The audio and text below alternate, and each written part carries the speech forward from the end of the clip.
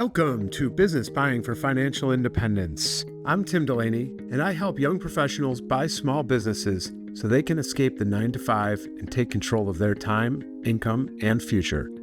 If that sounds like you, hit the subscribe button and let's get into it.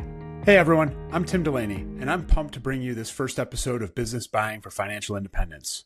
This is the show where we explore all things business buying through interviews with business buyers, industry experts, and deep dives into practical strategies. A little about me. My background isn't in startups or tech. I didn't invent some genius product. I bought my first boring business about 12 years ago, and I did it with just 10% down. Since then, I've gone on to buy, grow, and invest in multiple ventures in industries like retail, real estate, construction, and even software. And here's the thing. I didn't have a secret advantage. I didn't have a crazy idea. I just figured out that buying an existing business was the fastest way to take control of my income, my time, and my financial future. Now, I want to help more people realize that this is possible for them too. That's why I started this podcast. This podcast is for anyone that wants to own their time, build wealth, and escape the 9-to-5 grind by buying a business instead of starting from scratch. Maybe you're tired of working for someone else and want to build something for yourself. Maybe you're looking for financial independence but don't want to take the risky, slow path of building a startup from nothing. Or maybe you're already running a business but thinking about acquiring another one to level up faster. If any of that sounds like you, you're in the right place.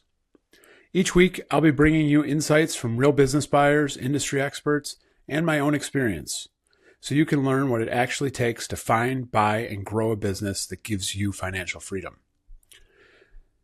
So a little bit more about me. My journey into business buying began about 12 years ago.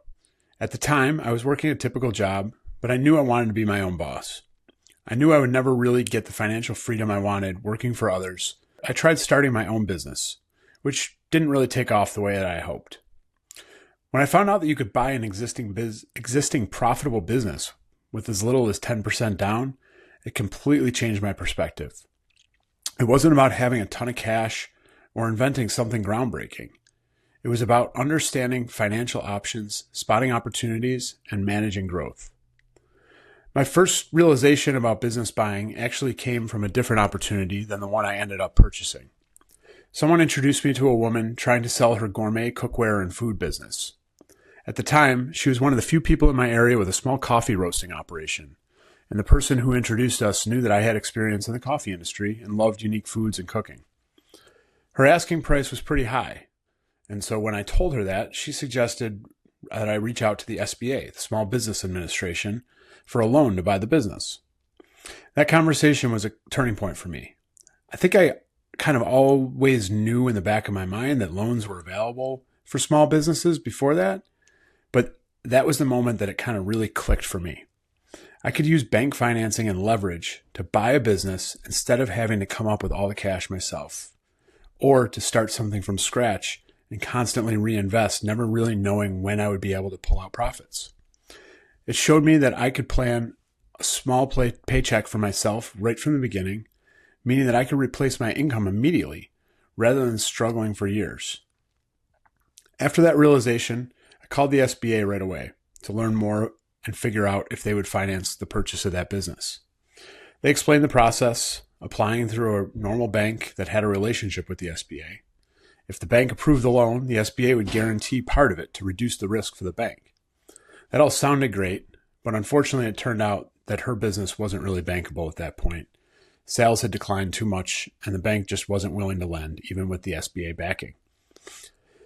But going through that process gave me something incredibly valuable, a clear understanding of how the financing worked, what I could afford to pay for debt service on a purchase, and even some practice analyzing a business acquisition. So instead of giving up, I adjusted my approach. I met with brokers, accountants, lawyers, and various other people with connections to a lot of businesses. I focused on finding a more profitable business, one that banks would be comfortable lending on. Eventually, I found that business. The business I would end up buying, a wine and liquor store. A broker sent it to me, and at first, I wasn't that interested. I had looked at a few other businesses with this broker, and he knew I wasn't too excited about wine and liquor because I had concerns about adding an e-commerce element to the business. Wine and liquor bottles are extremely heavy, highly regulated, and I knew it would just be a challenge to add e-commerce and shipping to the business. However, this particular store was in a town that I knew was growing. Wealthier people were moving in, and the store had a lot of room to grow. The store already had stable revenue, and while the bottom line profits didn't look that great, I noticed that the owners were taking a very large salary, despite really not working much at the store. I confirmed this fact by watching the store for multiple days. That showed me that there was an opportunity. I also saw that the product selection had room to grow. Because the owners weren't super active in the store anymore, they hadn't evolved their inventory to the changing demographics of the town. They were carrying a limited variety of wines and spirits, which meant that I could scale up the selection and target a larger customer base in the town. The broker helped me structure the offer. I was comfortable with the asking price based on their current numbers, but I asked for about 10% seller financing on top of the 80% I was asking the bank for. That extra 10% wasn't just about making the purchase more affordable for me, although it did. It was also a way for the sellers to show both me and the bank that they believed in the business going forward, since some of their payout depended on its continued success. The due diligence process went smoothly, and it was a pretty straightforward business. There weren't any major surprises. When my offer was accepted, I was excited, definitely nervous, but I also kept a realistic expectation that something might change during the diligence or the financing process. I had already experienced an accepted offer falling through before, so I knew not to celebrate too early. This time, though, everything came together and I officially became a business owner. And here's the biggest lesson I want you to take away from my first acquisition. Buying a business is not overly complicated. In fact, in many ways, it's simpler than starting from scratch. You get an existing operation, cash flow, and a proven customer base. With the right financing, it's way more accessible than people think. So why should you even consider buying a business instead of starting one? Growing up, most people hear the same story about finances. Get a good job, save for retirement, invest in the stock market, and then one day, when you're about 65, you can finally start enjoying your life. Or, if you want to be your own boss, build a startup from nothing. Grind 80 hours a week, bootstrap it, and hope that you make it. The problem? That first path takes your whole life, and the second is highly uncertain. But there's a better way. Buy an existing profitable business. Here's why it works. Number one, you get immediate income. When you buy a business, you're not starting from zero. The revenue, customers, and operations are already in place. You get a paycheck from day one instead of struggling for years to turn a profit. Number two, financing exists for buying businesses. Unlike startups, banks and lenders are willing to finance acquisitions, especially with the SBA 7A loans or seller financing. Sure, they might finance a startup, but it's a lot harder to get through. You don't need millions in the bank to go buy a business. And third, you skip the hardest phase. Most startups fail. Why? Because it's brutally hard to build a customer base, create demand, and turn a profit. Buying a business means someone else has already done the hard part. You just have to keep it running and eventually improve it. So I know what some of you are thinking. Buying a business, isn't that risky? Don't you need a ton of money? Let's go over a couple of the myths that I hear very often from people. And some of these might sound a little repetitive, as I've already talked about some of the advantages of buying a business, yet these myths still pervade. Myth one, buying a business is only for rich people. Reality is, as I've said, with SBA loans, seller financing, and other ways to creatively structure a deal, you can buy businesses with as little as 5 to 10% down, or even less than that. I've known of people that have bought businesses with $0 out of pocket.